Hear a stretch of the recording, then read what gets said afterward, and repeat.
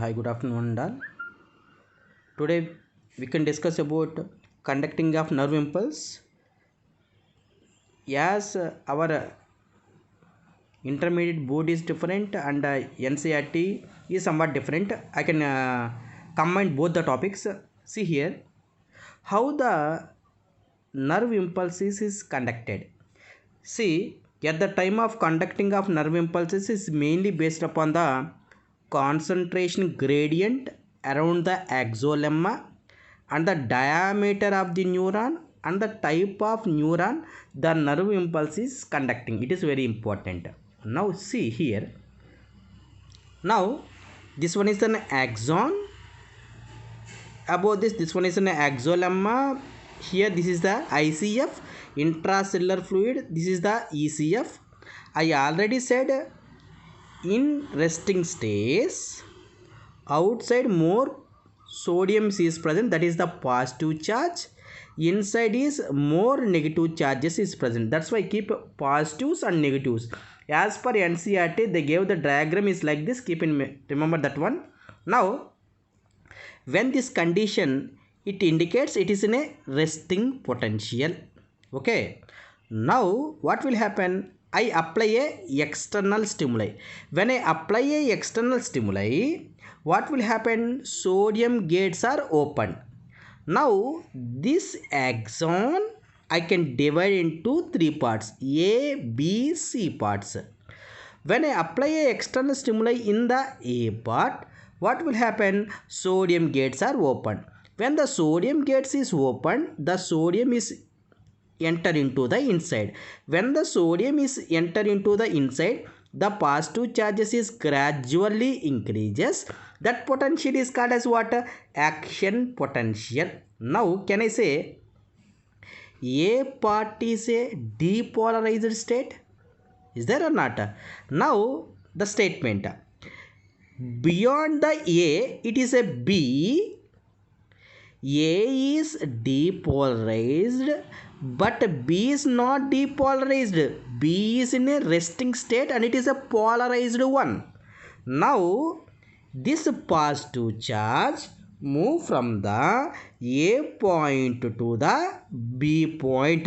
Now this flow of positive charge is called as a local current. Now see here. Now this positive charge is moved from the A point to the B point.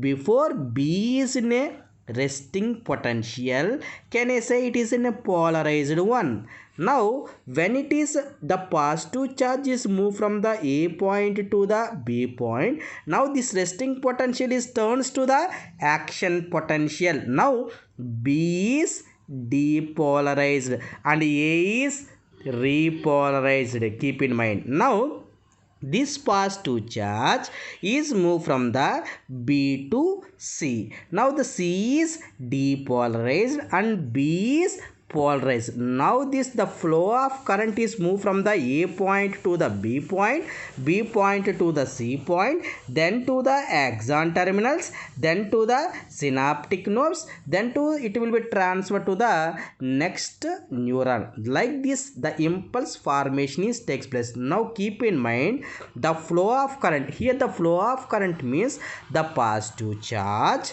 is moved from the A to B, B to C. That's why the flow of current in ICF is from the A to B, B to C. But suppose here this positive charge is moved from here to here. Now here positive charge is decreased, no?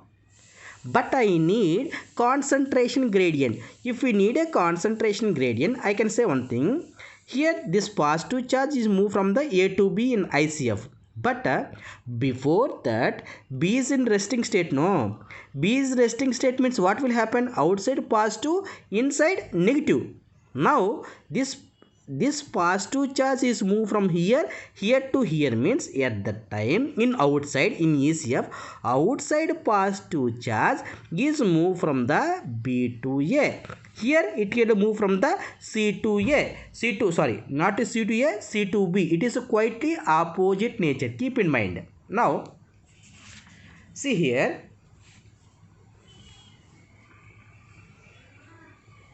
Here the synapse is two types. One is the electrical synapse, another one is the chemical synapse. Electrical synapse is mostly seen in the central nervous system, that is mainly in the brain and spinal cord.